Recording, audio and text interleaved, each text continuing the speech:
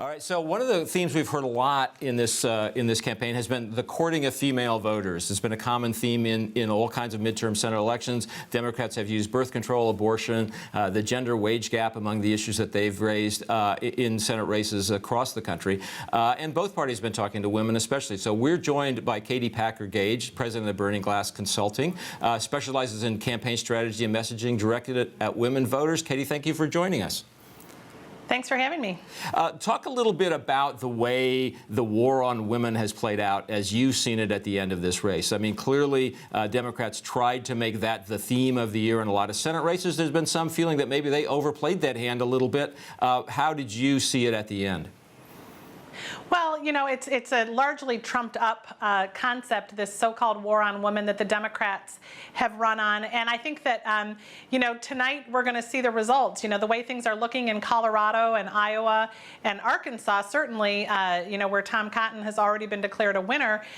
Those are all places where the Democrats went all in on this so-called war on women and really invested a lot of time and energy in messaging that was totally dedicated to reproductive issues and talking to women as if all they were is just a set of reproductive organs. And I think women have pushed back on that, and interestingly, men have pushed back on it too. And especially, I think we'll see in a state like Colorado, where Senator Mark Udall has, you know, picked up the nickname Senator Uterus for only talking about that one issue. And, you know, Cory Gardner has run a really great three-dimensional campaign talking about the values that he cares about and the things he's going to do for the state of Colorado. And I think it's looking pretty good for him there. And hopefully we can put this whole notion to rest, and the Democrats will find another issue that they can focus on next time around. Katie, the interesting thing, though, is we know the electorate in the midterms looks different. You know this intimately, looks different than it does in a presidential campaign. And in a lot of these races, we're still seeing candidates trailing by double digits when it comes to women. The Republican candidates still trailing. So I'm curious what you think Republicans still need to do to shore up support among women voters going forward. Well, I think this was a first step, and by no means, you know, just because we do well as Republicans in 2014, does that mean our problems are solved and the work is done. You know, we've got a lot of work to do to communicate a Republican message in a presidential year, particularly if there's a woman at the top of the ticket. But I think it's a cautionary tale for Democrats that they can't be so focused on just one issue, and they've got to confront the fact that they've got a pretty significant gender gap with men, and that's something that they're going to be running up against in 2016.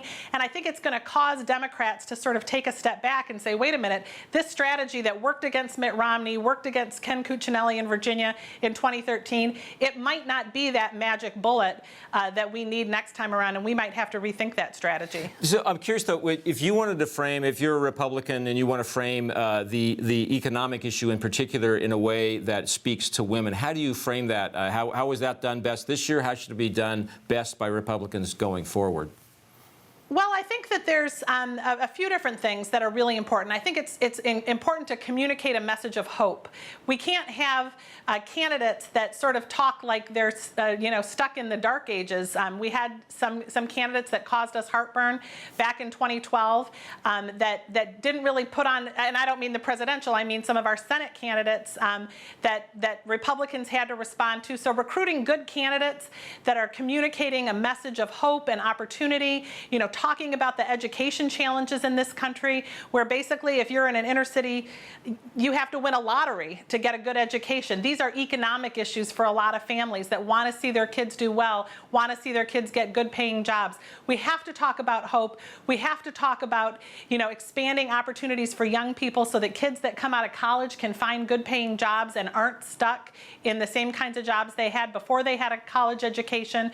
And there are ways to communicate these messages, but you don't get a chance to do that if voters, and particularly women voters, look at you and think you're kind of a mean old angry guy.